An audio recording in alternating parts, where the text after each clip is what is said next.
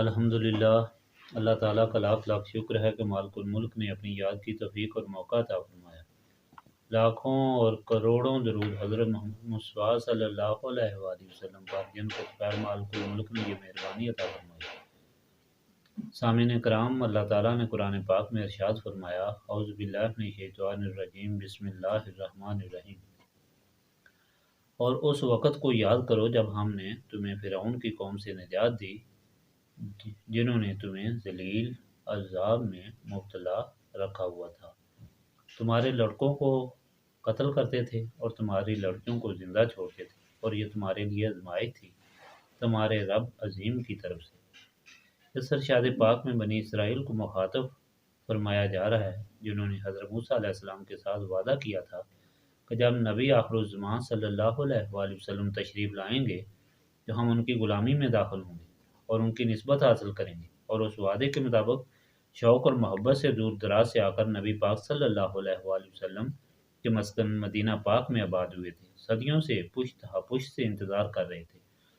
لیکن جب حضور پاک صلی اللہ علیہ وآلہ وسلم تشریف لائے تو منکر ہو گئے، جس کی ایک وجہ یہ تھی کہ نبی پاک صلی اللہ علیہ وآلہ وسلم بنی اسماعیل سے تھے اور وہ بنی اسرائیل سے تھے۔ یہ حسد ان کے دل میں تھا۔ دوسری بات یہ تھی کہ وہ مشرکین مکہ سے ڈرتے تھے، جو امیر تھے، طاقتور تھے، اور وہ دیکھ رہے تھے کہ نبی پاک صلی اللہ علیہ وآلہ وسلم کے غلاموں میں غریب اور عاجز لوگ ہیں۔ وہ نہیں چاہتے تھے کہ غریبوں اور عاجزوں کے ساتھ دوستی رکھ کر امیر اور طاقتور لوگوں سے دشمنی مول لیں۔ اللہ تعالیٰ نے یہاں ان کو حکم دیا ہے کہ تم ذرا اپنی تاریخ اٹھا کر دیکھو کہ تمہارے گزشتہ واقعات بھی ان موجودہ واقعات سے کتنی مماثلت رکھتے ہیں۔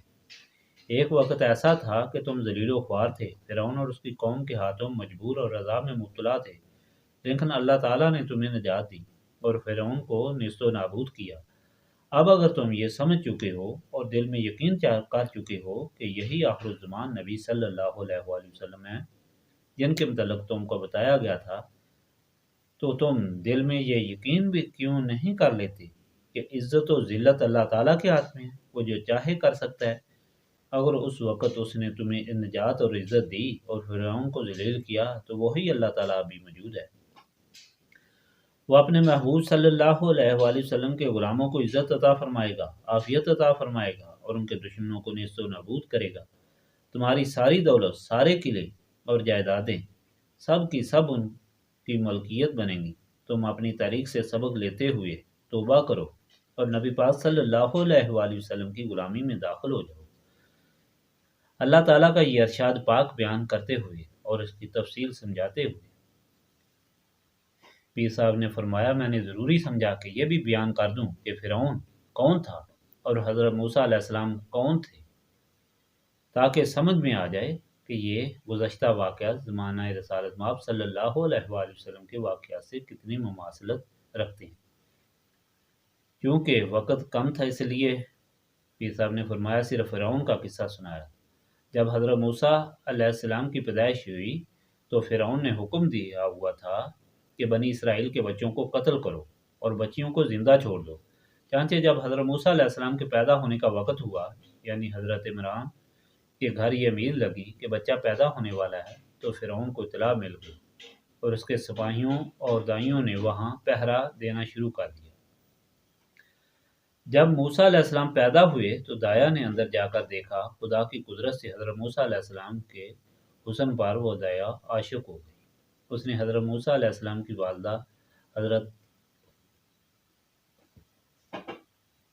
والدہ کو کہا کہ آپ اس بچے کو چھپا لیں اور میں ایک بکری کا بچہ ذبح کر کے باہر لے جاتی ہوں۔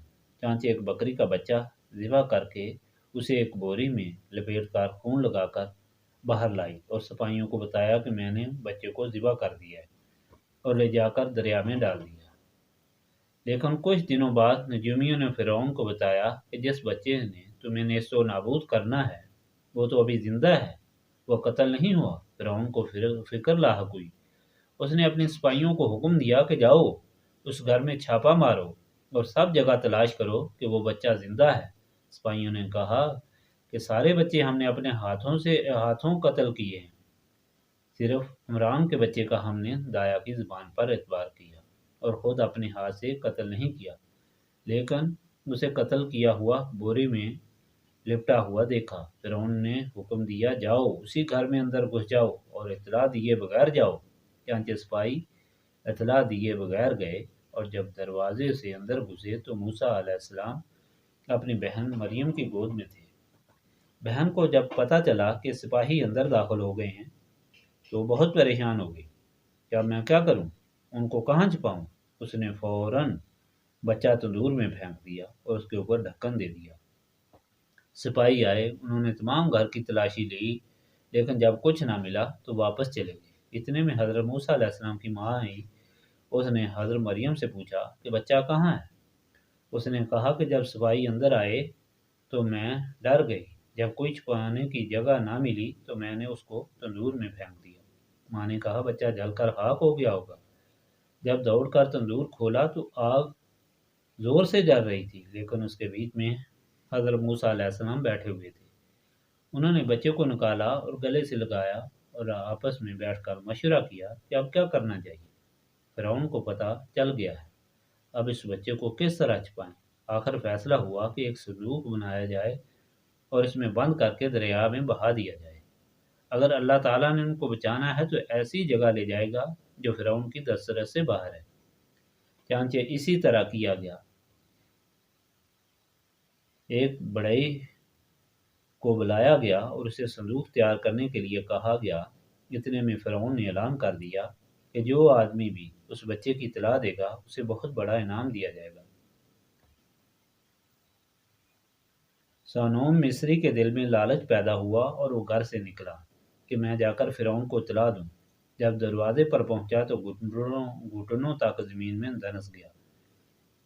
اس کے ساتھ ہی ہیبت ناک آواز آئی اور وہ ڈر گیا۔ اس نے توبہ کی اور صندوق لے کر حضرت موسیٰ علیہ السلام کی والدہ کے سامنے پیش کیا، کہا کہ اس عظیم بچے کی مجھے زیارت کروائی جائے۔ جب حضرت موسیٰ علیہ السلام اسے دکھائے گئے تو اس نے حضرت موسیٰ علیہ السلام کے پاؤں کو پکڑ لیا اور اپنے منہ پر پھیرا۔ وہ پہلا شخص تھا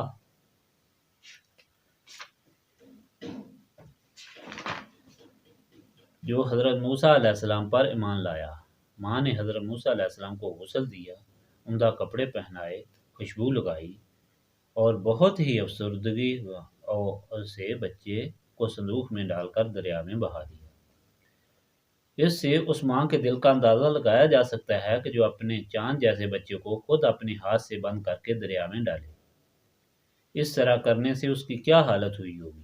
لیکن اللہ تعالیٰ صبر دینے والا، تسکین دینے والا اور صاحب قدرت ہے۔ اس نے ماں کے دل میں یہ بات ڈال دی کہ یہ بچہ تجھے ضرور واپس ملے گا اور تیرے پاس ہی آئے گا۔ جس دریا میں حضرت موسیٰ علیہ السلام کو پھینکا گیا اس سے ایک نہر نکلتی تھی جو فرعون کے محل تک جاتی تھی۔ جب حضرت موسیٰ علیہ السلام کو دریا میں پھینکا گیا، حضرت مریم جو موسیٰ علیہ السلام کی بہن تھیں وہ بھی صندوق کے پیچھے پیچھے دریا کے کنارے چلنا شروع ہو گئی کہ دیکھیں صندوق کہاں جاتا ہے۔ صندوق بہتا ہوا نہر میں گیا اور نہر سے بہتا بہتا فرعون کے محل میں آ گیا۔ اس وقت فرعون اپنے باغ میں سیر کر رہا تھا، ساتھ اس کی بیوی حضرت آسیہ بھی تھی اور خدام بھی تھے۔ انہوں نے دیکھا کہ ایک صندوق آ گیا ہے۔ خدام وہ صندوق اٹھا کر لائے، جب کھولا تو بہت خوبصورت بچہ تھا۔ فرعون نے کہا کہ یہی وہ بچہ ہے جو میرا دشمن اور میرا قاتل ہے۔ میری قسمت دیکھو کہ میرے سامنے خود بخود آ گیا ہے۔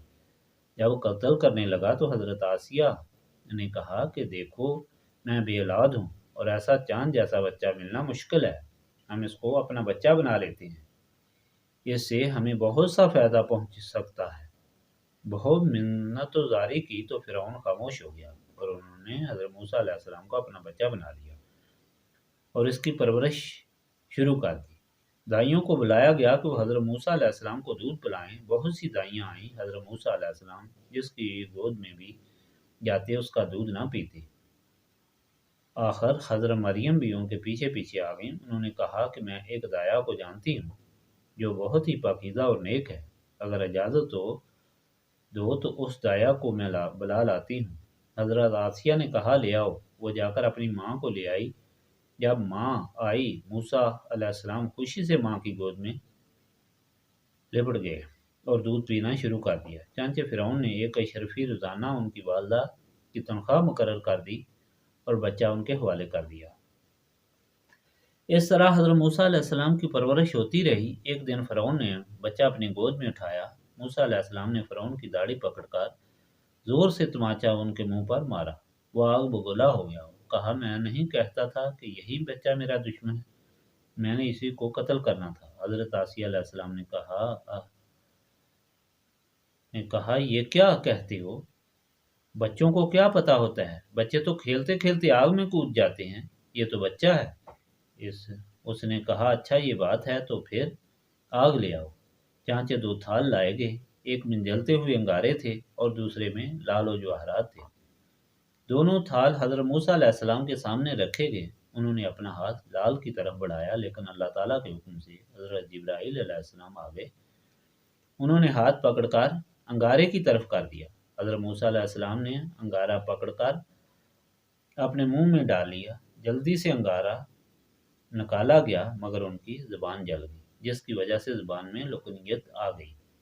پھر اس طرح حضرت موسیٰ علیہ السلام پرورش پاتے رہے۔ حضرت موسیٰ علیہ السلام نے جب بنی اسرائیل کی کمزوری، ذلت اور تکلیف دیکھی تو ان کی محبت اور میلان اس طرف ہو گیا اور ان سے پوچھا کہ تم اس ذلت و خواری میں کب سے مبتلا ہو؟ انہوں نے کہا کہ ایک زمانے سے اس طرح ہمارے ساتھ ہو رہا ہے۔ حضرت موسیٰ علیہ السلام نے فرمایا کہ تم اللہ تعالیٰ کی نظر مانو کہ اگر اللہ تعالیٰ تمہیں اس عذاب سے نجات دے تو ہمیشہ اللہ تعالیٰ کو یاد کرو اور اس کی عبادت میں رہو۔ جب موسیٰ علیہ السلام 30 سال کے ہوئے اور کہیں جا رہے تھے تو انہوں نے دیکھا کہ اسرائیل ایک قبطی سے لڑ رہا ہے۔ وہ پاس چلے گئے اور اس قبطی کو کہا کہ اس کو کیوں مارتے؟ وہ باز نہ آیا۔ موسیٰ علیہ السلام نے ایک گھونسا اس قبطی کو مارا اور وہ مر گیا۔ دوسرے دن بھی حضرت موسیٰ علیہ السلام جب جا رہے تھے تو وہی اسرائیل پھر ایک قبطی سے لڑ رہا تھا۔ حضرت موسیٰ علیہ السلام نے کہا کہ تم بہت فسادی ہو، ہر روز جھگڑا کرتے ہو، اور خفا ہوئے۔ وہ ڈر گیا کہ حضرت موسیٰ علیہ السلام نے کل قبطی کو مارا تھا، آج مجھے ماریں گے۔ اس نے شور مچا دیا کہ کل تم نے قبطی کو مارا تھا، آج مجھے قتل کرنا چاہتے ہو۔ یہ شور مچا تو لوگوں کو پتہ چل گیا کہ کل جو آدمی مارا گیا تھا اس کو قتل کرنے والے حضرت موسیٰ علیہ السلام تھے۔ چانچہ سارے قبطی فرعون کے پاس گئے کہ اس لڑکے نے جس کی آپ نے پرورش کی ہے ہمارے آدمی کو قتل کیا ہے اور اس کو آپ ہمارے حوالے کریں کہ ہم اس سے بدلہ لیں۔ فرعون نے اس میں دیر کی تو وہاں ایک شخص جو ایمان لا چکا تھا، جس کا نام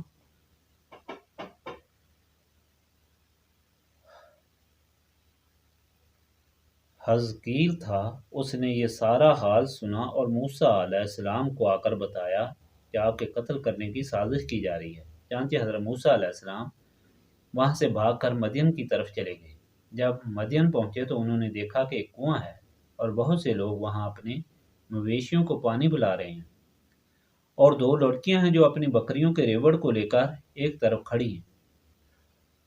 حضرت موسیٰ علیہ السلام ان لڑکیوں کے پاس گئے اور کہا کہ اگر اجازت دو تو میں تمہاری ان بکریوں کو پانی پلا دوں۔ انہوں نے کہا پلا دو۔ حضرت موسیٰ علیہ السلام نے بکریوں کو پانی پلا کر ان کے حوالے کیا اور خود جا کر ایک درخت کے نیچے آرام کرنے لگے۔ وہ لڑکیاں حضرت شعیب علیہ السلام کی صاحبزادیاں تھیں۔ اس وقت حضرت شعیب علیہ السلام آنکھوں سے معذور ہو چکے تھے۔ لڑکیوں نے حضرت شعیب علیہ السلام سے کہا کہ آج ہم نے ایک آدمی کو دیکھا ہے جو بڑا شرم والا، بڑا ہی نیک آدمی تھا۔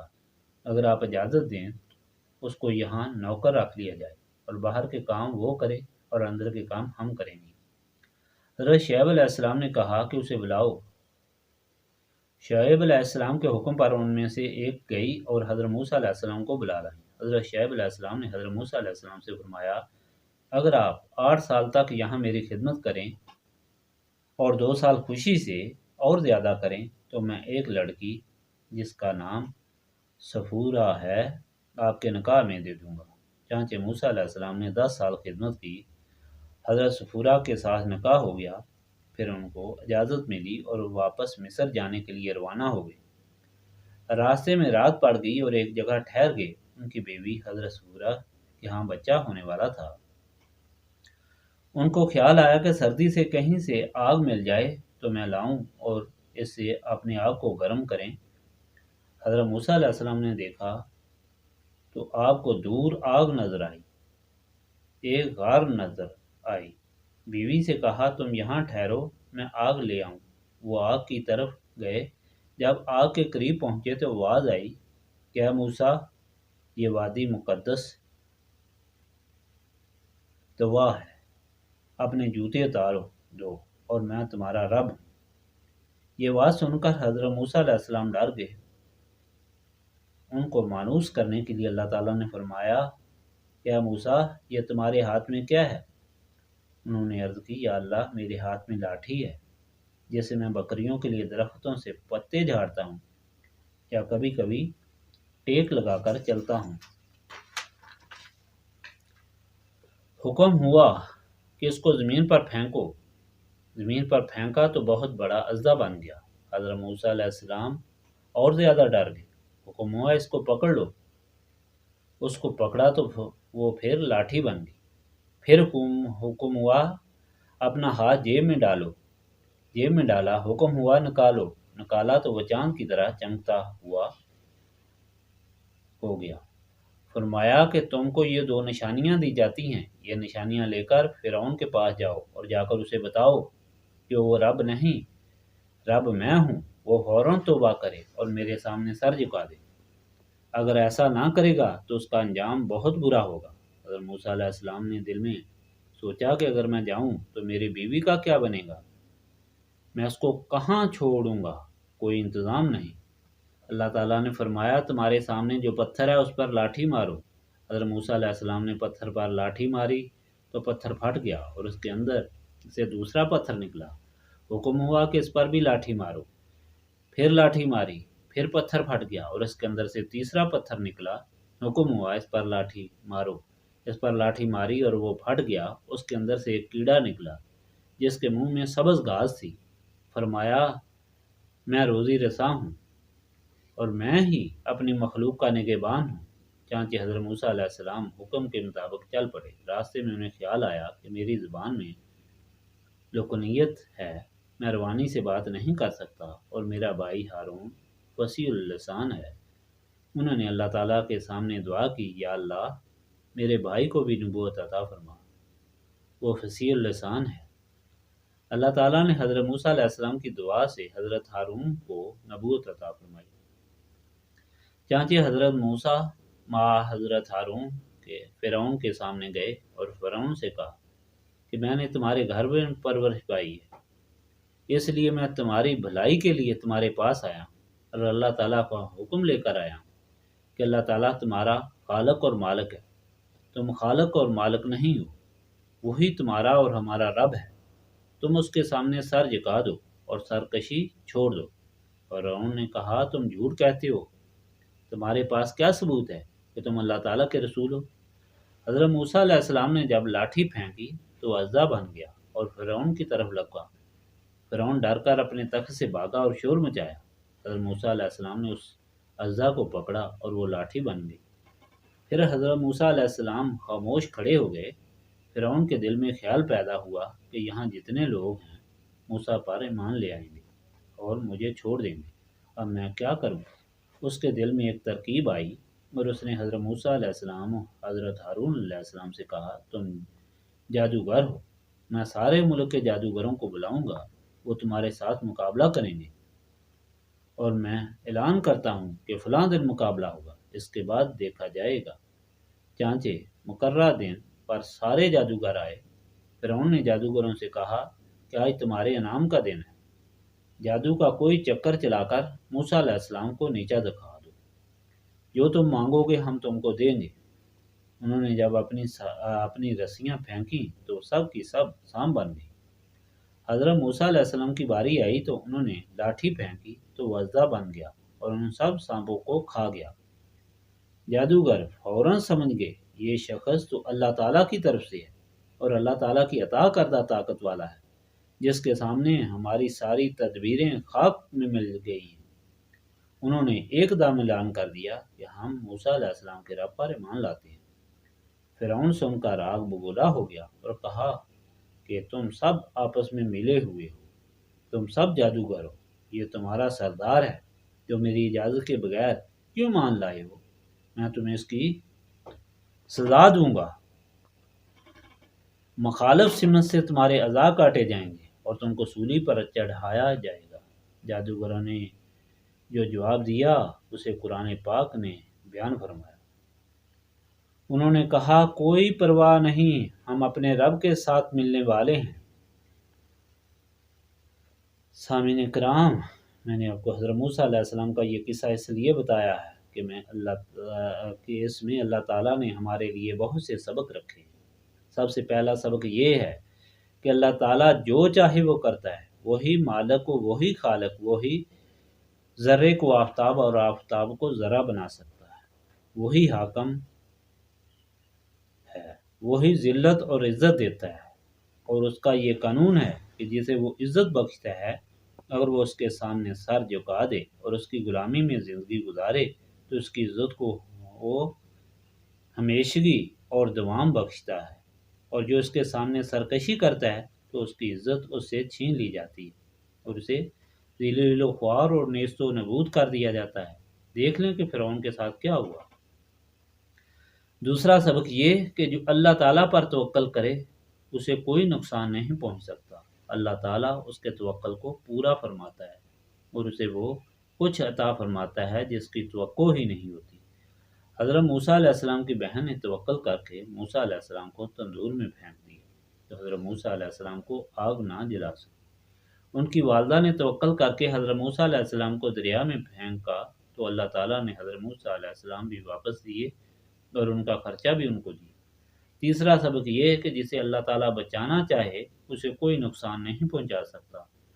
حضرت موسیٰ علیہ السلام جو فرعون کو تباہ کرنے والے تھے اور اس کا علم فرعون کو اچھے طریقے سے ہو گیا تھا اور بار بار اپنی زبان سے اعلان کرتا تھا کہ یہی میرا قاتل ہے۔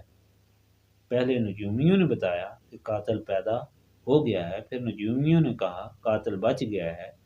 اس نے جب دیکھا تو کہا کہ یہی میرا قاتل ہے۔ پھر حضرت موسیٰ علیہ السلام نے اس کے منہ پر تماچا مارا۔ یہ سب کچھ دیکھنے کے باوجود، بار بار کوششیں کرنے کے باوجود، اللہ تعالیٰ اسی کے گھر میں حضرت موسیٰ علیہ السلام کی پرورش کراتا رہا اور وہ حضرت موسیٰ کی خدمت کرتا رہا۔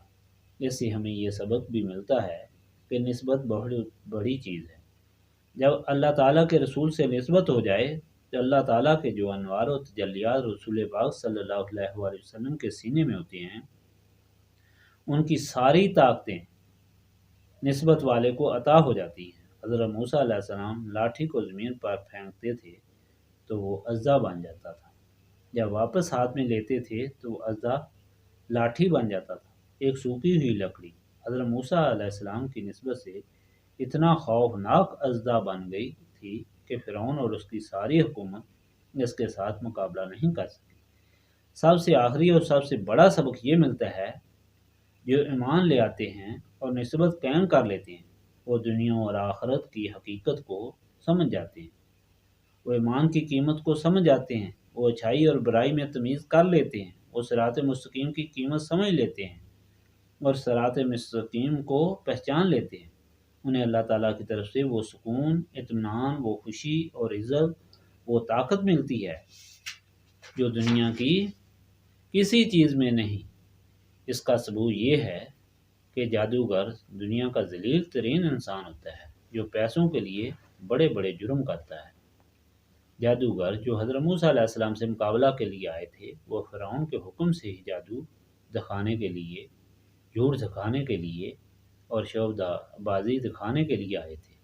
انہوں نے جب توبہ کی اور اللہ تعالیٰ پر ایمان لے آئے تو جو انعام و اکرام کی لالچ میں حضرت موسیٰ علیہ السلام سے مقابلہ کے لیے آئے تھے وہ اس قدر دلیر ہو گئے، وہ اس قدر اطمینان والے ہو گئے، وہ اس قدر عزت والے اور اس قدر طاقت والے ہو گئے کہ انہوں نے اپنی جان قربان کرنے سے بھی دریغ نہیں کیا۔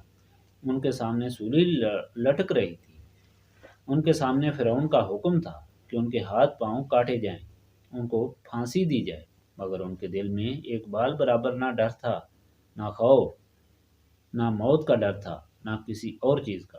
انہوں نے کہا کہ کوئی بات نہیں، ہم تو اپنے رب سے ملنے والے ہیں۔ گویا موت کو انہوں نے اللہ تعالیٰ سے ملنے کا ایک ذریعہ سمجھا۔ سامعین اکرام، یہ سب کچھ بتانے کا مقصد صرف یہ ہے کہ اگر آپ چاہتے ہیں کہ دنیا اور آخرت میں غموں سے نجات حاصل کریں، دونوں جہانوں کی خوشیاں اور دونوں جہانوں کی عزتیں حاصل کریں، تو اللہ تعالیٰ یہ سبق دے رہا ہے کہ آؤ میرے محبوب اور نبیوں کی سردار کی غلامی میں داخل ہو جاؤ اور نسبت رسولی صلی اللہ علیہ وآلہ وسلم اختیار کرو۔